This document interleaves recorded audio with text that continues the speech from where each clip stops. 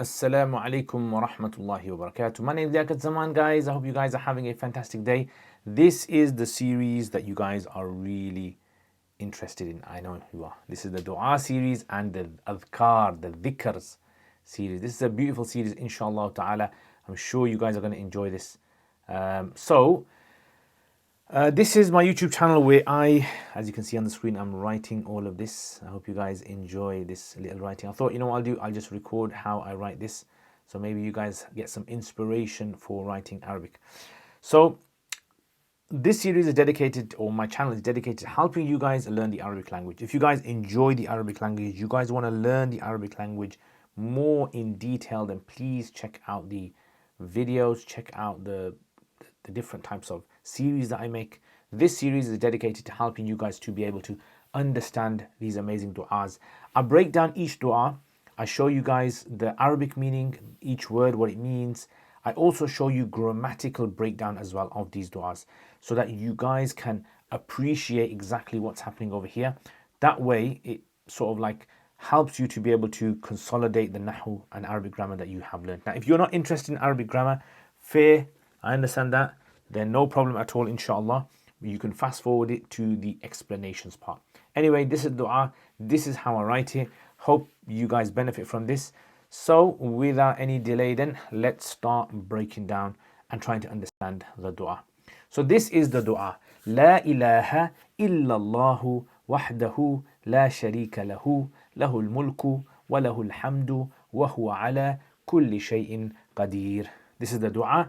The meaning, the translation of this dua, the vowels that we put onto this dua is obviously also something that you guys want to learn as well. I'm sure you guys are interested in understanding this dua as well.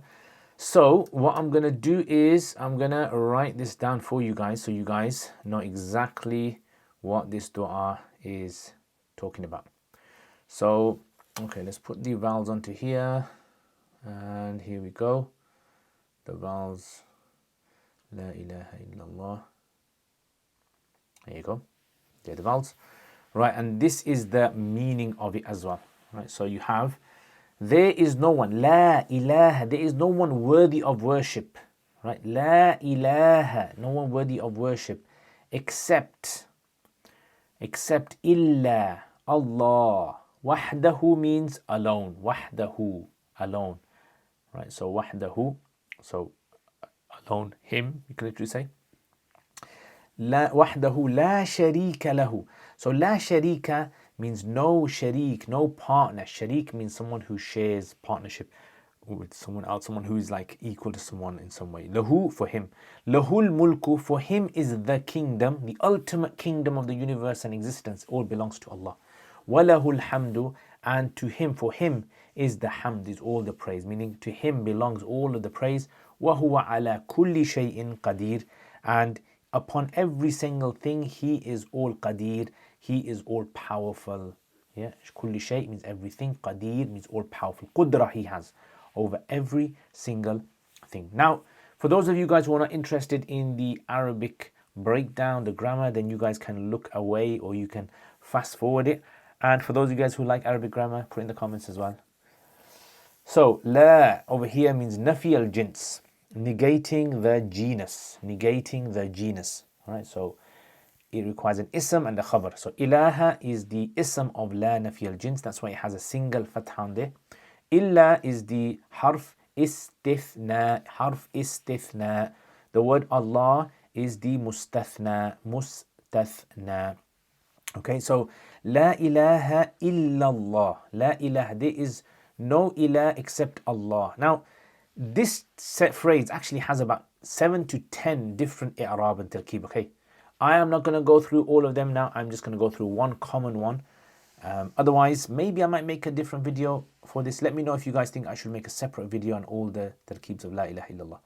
So here we have hidden haqq, la ilaha haqqun, or bihaqqin. There is no one worthy of worship truly.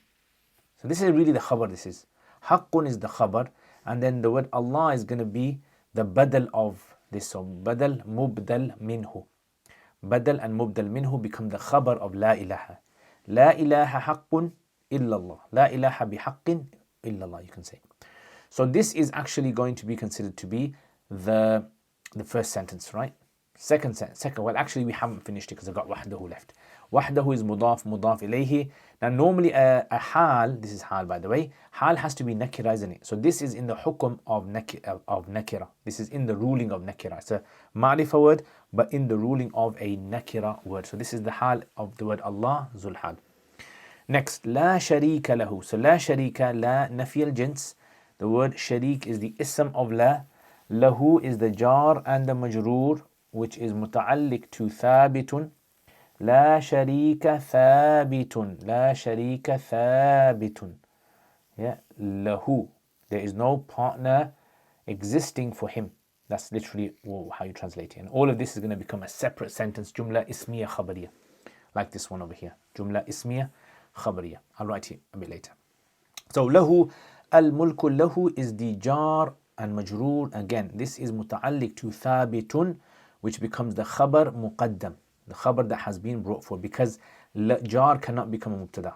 You guys might know that, might not know that. So we make it thabitun. So it exists for him the mulk. Al-mulk, we make that the mubtada muakhar. Put all of that together, you've got yourself a nice sentence here. Jumla ismiya. Wow is ataf, lahu is jar and majroor. And then you have alhamdu, so lahu is jar and the majroor. And then you have the hamd, so jar majroor muta'alliq to thabitun becomes khabar muqaddam again. And just like the previous one, exactly identical. Alhamd is the mubtada muakhar, all of that becomes a jumla ismiya. Then we have the waw, which is the ataf. And next to the waw we have huwa, which is a mubtada. Ala is jar. Kulli shay'in is mudaf ilayhi, and that becomes majroor. And then ala, all of that becomes muta'alliq to qadir. Okay, so that becomes muta'alliq to qadir. And then you have qadir is the khabar. Right, so khabar is really supposed to be wa huwa qadirun ala kulli shay. But this gives you more emphasis, ala kulli shay. If you guys want to know balagha, I've actually got 2 series I've done courses on my uruk.com website. Right, you can register for that. Anyway, jumla ismiya khabariyas all the way 4 jumla ismiya khabariya, and the 5th one. Right, so there's 5 jumla ismiya khabariyas here. Right, so that's grammar is over now. Now we're going to look into this sentence. So there are 5 parts of this phrase, or this dua or dhikr, you can call it. Right, 5 parts of this, and I'm going to mention to you some nice benefits about this, and inshallah also a beautiful virtue of the Prophet ﷺ about this as well. So la ilaha illallah wahdahu 1, la sharika lahu 2, lahul mulku 3, lahul hamdu 4, wa huwa ala kulli shay'in qadir. This is going to be the 5th one. Okay, this is such a beautiful. I remember when I was in madrasa, the first time I learnt the meaning of this and the tarkeeb, I was over the moon. I was just so amazing when you begin to understand the Arabic language. Does that happen with you guys? Do you guys get excited as well when you first time you understand a verse of the Quran or a hadith or a dua or a dhikr? Let me know in the comments if it's something that resonates with you guys as well. So what is this dua? What does this dua mean? This dua basically shows the 5 parts of how a Muslim should understand Allah. 5 parts that are fundamental core aspects of our aqidah, of our belief system. Okay? So what are those 4 parts of the aqidah? What are the 4 parts of this belief? All right. So first and foremostly,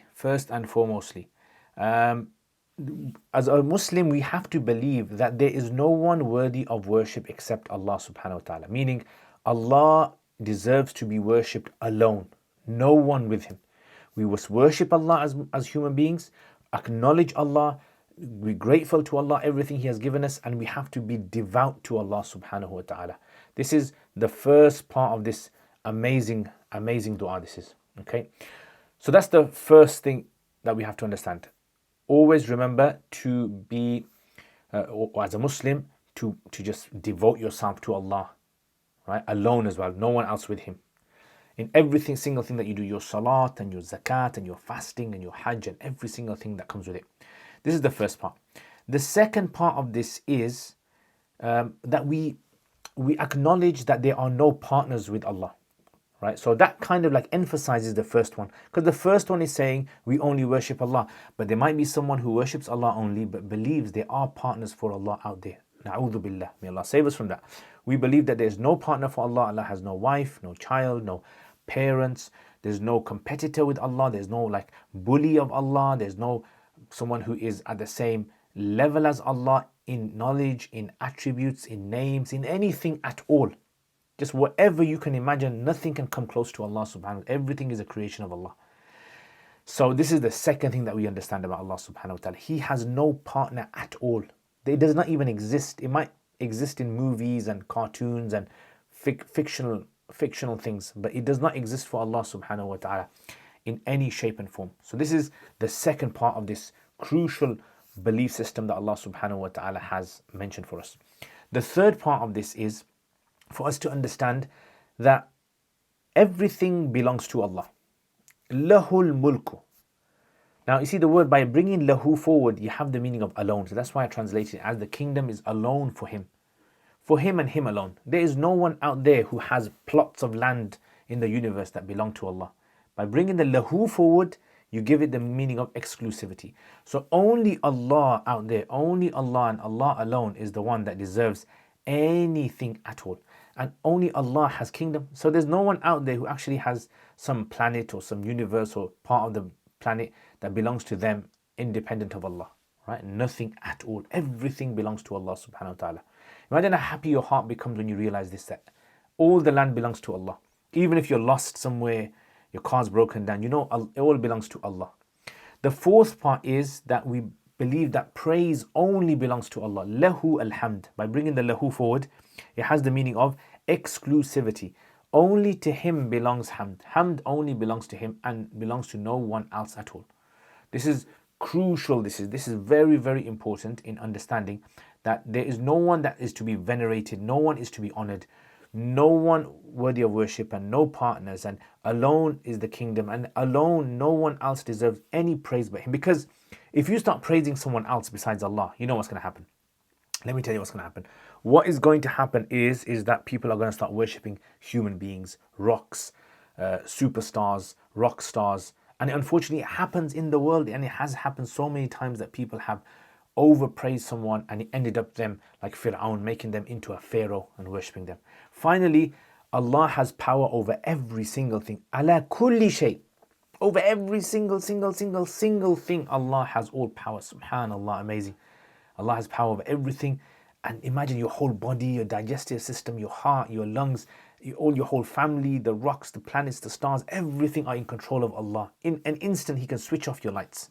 In an instant, He can give you life. That's how powerful Allah subhanahu wa ta'ala is. These are the 5 things, my respected brothers and sisters. If a person understands these 5 things, then Allah is going to give this person such an amazing feeling inside of them, that they will have positivity in their life. They will lose all fear of everything in their life. They will have confidence. They will have a purpose in life because they know they belong to Allah subhanahu wa ta'ala. And Allah is their caretaker. Allah is the one that is looking after them. And He is the one who only exists in this particular description. Yeah, subhanallah. That's such an amazing dua this is.